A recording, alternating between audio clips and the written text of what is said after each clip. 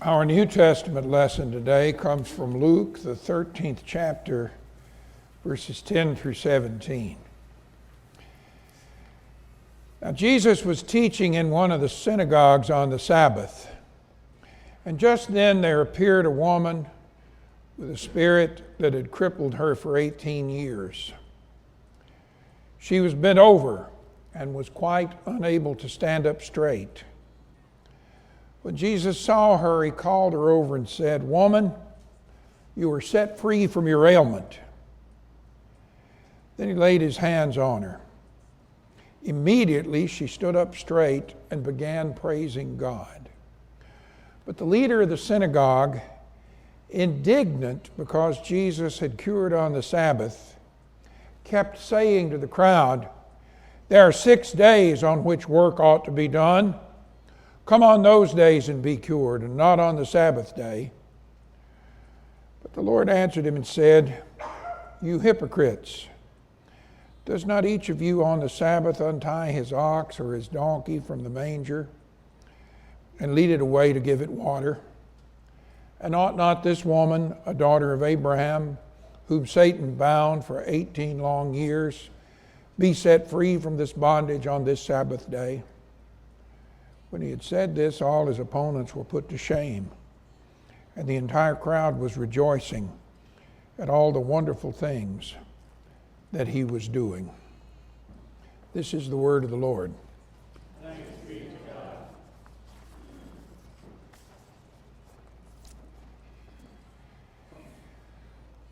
About 20 years ago, a fellow that I'd known ever since I'd moved to Arcadia, who had visited the Presbyterian Church on a number of occasions, but had remained a staunch member of the church in which he was raised, met me at the door after church one Sunday. He told me, "I've decided it's time I became a Presbyterian." Well, I made arrangements to have lunch with him the next day, and as we sat together over a sandwich, I asked, "Why the change? And why now?" He told me that he'd been at his soon-to-be former church the previous Sunday, and the preacher had preached on keeping the Sabbath. As a part of that sermon, he had chastened those who worked on Sunday and made the statement that if you were in a job where you had to work on Sunday, you should quit and find another one. A friend said, "My mother wasn't in church with me last Sunday. She's worked more Sundays than not in her life, first as a waitress and then as a nurse." He said it bothered him what the pastor said, but it wasn't until he was sitting in the restaurant after church and the minister and his whole family and the whole church staff came in and took a big table that he made up his mind to leave that church. He said the hypocrisy of preaching against working on the Sabbath and then benefiting from the labors of those who have to is just too much to stand.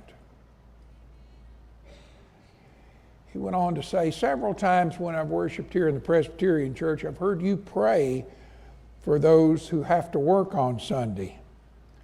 And I never realized how much that means." Well, I told him my mother had worked as a waitress and a nurse too. And my father had been in law enforcement. And I understood what it meant to have to work on Sunday when you'd really rather be in church. And I do pray for those folks. Now, that man did join the Presbyterian Church. He served as a deacon. And when he moved to Indiana a few years later, he found a home there in the local Presbyterian Church. I've got another friend, Dave the locksmith, we'll call him, because his name is Dave and he's a locksmith. Dave is also a Seventh-day Adventist. Now, he will come if you lock your keys in your car at church on Sunday morning. Dave will come and unlock your car for you. But don't ask him to do that between sundown on Friday and sundown on Saturday. He keeps a strict Sabbath day.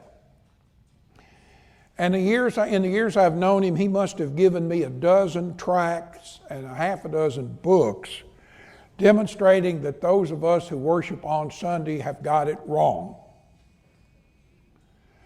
Now, the Seventh-day Baptist Church holds fast to the same tradition as the Seventh-day Adventists. You ever heard of the Seventh-day Baptists? Their denominational college is a school up in West Virginia, Salem College. They once forfeited a conference basketball championship game rather than play at 4 o'clock in the afternoon on Saturday before the sun went down. Now, they loosened up in the mid-'80s when Terry Bowden, any of you know him? Auburn fans, Florida State fans. When Terry Bowden was coaching football at Salem, by the way, his quarterback was a fellow by the name of Jimbo Fisher. And after Terry Bowden left, they dropped football so they wouldn't be tempted to break the commandment to remember the Sabbath day to keep it holy. One of the things that Jews and Muslims have in common is a strict observance of the Sabbath, the seventh day, from sunset Friday to sunset Saturday. And the more orthodox the Jew or the Muslim, the stricter their Sabbath observance. Faye Kellerman, one of my favorite novelists, writes about a contemporary Orthodox Jewish family in her mystery novels and their struggles to keep the ancient code in a modern world. There are two issues here. The first is the oldest. What day shall we worship God? The second is more complex. What shall we do on that day set aside to worship and honor God? The first is probably the easiest for us to resolve, although there's no scripture to really prove it. The early Christian church gathered together to worship God, to celebrate the resurrection on the first day of the week, the day that Jesus rose from the dead. The Apostle Paul said, on the first day of the week, let every one of you lay by him in store as God has prospered him, talking about the receiving of the weekly offering. Well, by the time the Gospels were written, and by the time that Paul's letters were collected, the custom, the tradition of worshiping on Sunday was so firmly established that it was not an issue. Sort of like infant baptism, which really isn't dealt with in Scripture, but was practiced from the earliest of times. The more orthodox first century Christians observed the Jewish Sabbath as well as the Christian day of resurrection. But the shift to Sunday morning worship came quickly with the shift from honoring the law to honoring the risen Lord. Indeed, Jesus addressed the issue of Sabbath observance early in his ministry. You can find it in Mark's Gospel, the very second chapter. In the closing verses of chapter 2, Jesus' disciples are walking through the grain fields on a Sabbath day. And as they're walking through the fields, they pluck some of the ripe grain and eat it. The Pharisees are quick to criticize them for breaking the Sabbath code, for plucking grain, harvesting grain on the Sabbath, like they'd gone out there with a combine and reaped the whole field. And in response, Jesus reminds them of the time when King David and his men did a whole lot worse when they were hungry and went into the shrine and took the showbread, the bread of the presence, from the table, the altar, and ate it. And then Jesus utters the ultimate teaching about Sabbath observance. The Sabbath was made for humanity and not humanity for the Sabbath. And the Son of Man is Lord even of the Sabbath. The day of rest was made for us and not us for the day of rest. How then shall we, as 21st century Christians, observe the Sabbath? First, and this is important, let me tell you that I believe that we are living in a post-Christian age, and that we have been for more than half a century. The 1950s were the greatest age of church growth. Largest church membership most churches built in the history of the world since the first century. And then came television and NASCAR and the NFL.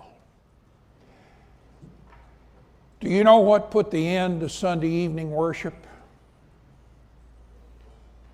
Walt Disney and Bonanza.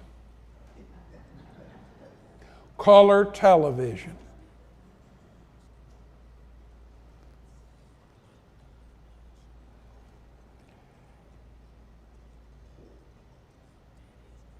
I witnessed the demise of the Sunday blue laws, the Sunday closing laws, in 3 states. It was like when I went there. That happened. It happened in my home state of Tennessee when I was in college. It happened in the state of Kentucky the 3 years I was going in seminary. And then when I went to Mississippi for my first pastorate in the early 70s, lo and behold, they're fighting the battle again over Sunday closing. Wasn't the only battle we were fighting in Mississippi, but it was a big one. My parents, who had been in the restaurant business and in law enforcement and health care, had had to work Sundays for most of my growing up years, so this was nothing new. I sat more Sundays in church with my Aunt Josephine Taylor than I did with my mother or father. I'll tell you about Aunt Josephine sometime. She was the fiercest disciplinarian. A little bit. Our pew was the second pew, right where you're sitting. Now, I have twin brothers who are 3.5 years younger than I am. I want you to picture this little woman about 5 feet tall and 100 pounds with 3 rambunctious little boys sitting on the second pew of the church, right behind where the elders sat for communion. And I want you to know, Aunt Josephine had a grip like a snapping turtle. She saw that you observed the Sabbath day and kept it holy when you were in church. If you misbehaved, she had this way of pinching you right here, and it paralyzed you. You couldn't even breathe.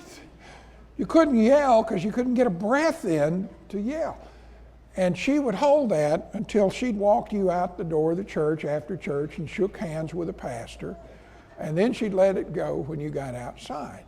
You didn't misbehave in church. But we were in Sunday school every Sunday and we were in church every Sunday. Just because Mama had to work and because Daddy had to work, my father had 4 sisters. They tag teamed us. Somebody was always there to get us to Sunday school and church and youth group and vacation Bible school. It takes a village. It takes a family. It still does. It still does. That's why we're trying to recruit volunteers for our Wild Wonderful Wednesday program. Because the parents can't do it. Mama's got to work, Daddy's got to work. It's going to take grandparents and aunts and uncles and friends and those who just love children and love the Lord. And there was a time when everything shut down on Sunday except for the so-called works of necessity. That time is long gone. I remember hearing some of the older folks in my first pastorates tell about what it was like when they were children and their strict Presbyterian parents enforced a rigid Sabbath observance. Everyone got up, ate breakfast, put on their Sunday best, and the family walked to church in time for Sunday school.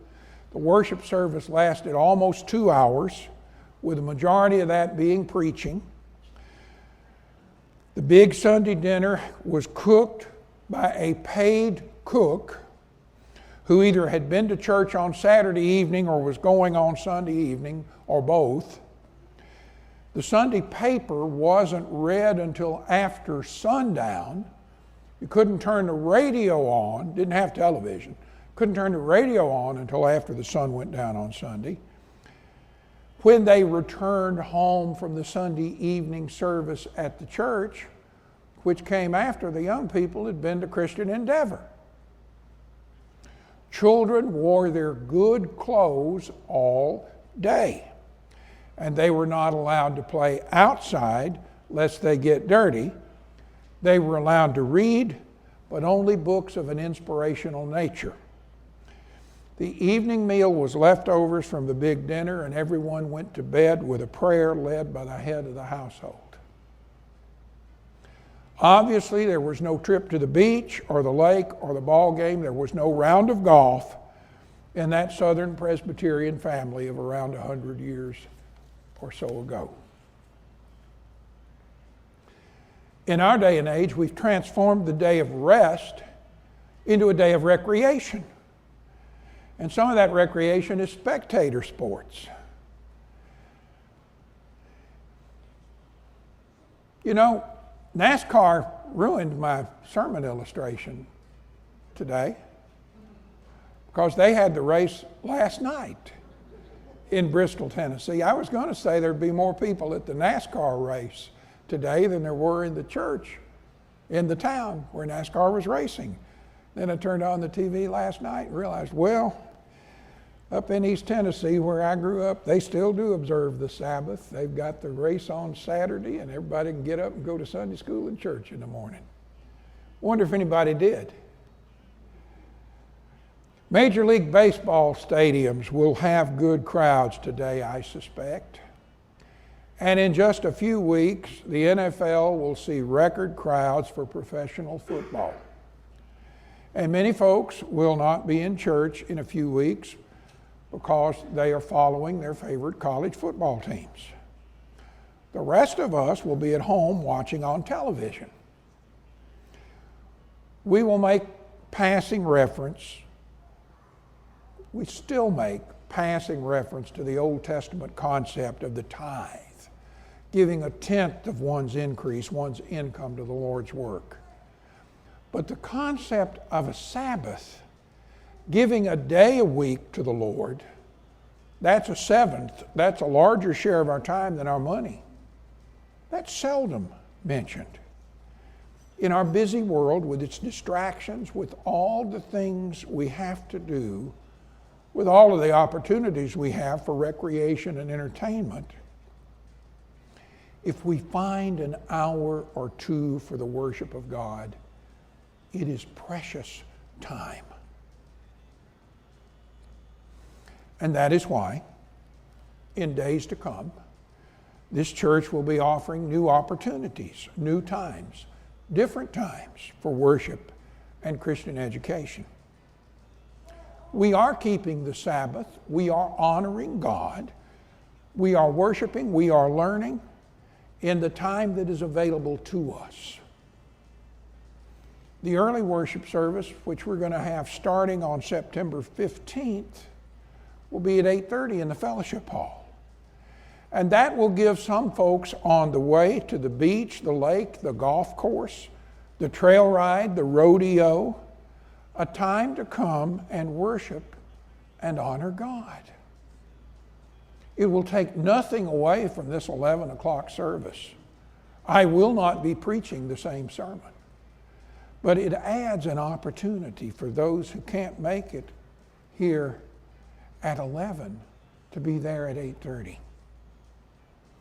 That Wild, Wonderful Wednesday after-school program offers Christian education for our children in a different setting at a different time from the traditional Sunday morning Sunday school hour.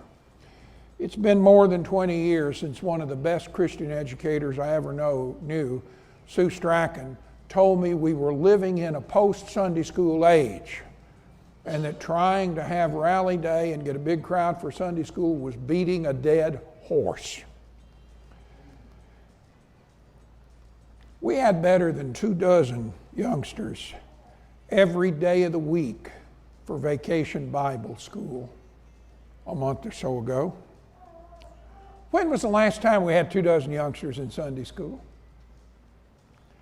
I'm setting a goal for the Wild, Wonderful Wednesday of 30. Not 24, 30. And we'll make that goal of 30 sometime over this next year. We may have to count Colton to do it, but we'll have 30 there. Joseph McClelland, one of my favorite Christian authors, wrote a book about 40 years ago entitled The Other 6 Days. In it, Joe talked about how important it is not just to be a Christian on Sunday, but to be a Christian the other 6 days. Dear hearts, for too many years, the spirit of hypocrisy that was that of the Pharisees was kept alive by Christians who thought if they went to church on Sunday, they didn't have to live according to the teachings of Christ for the other 6 days.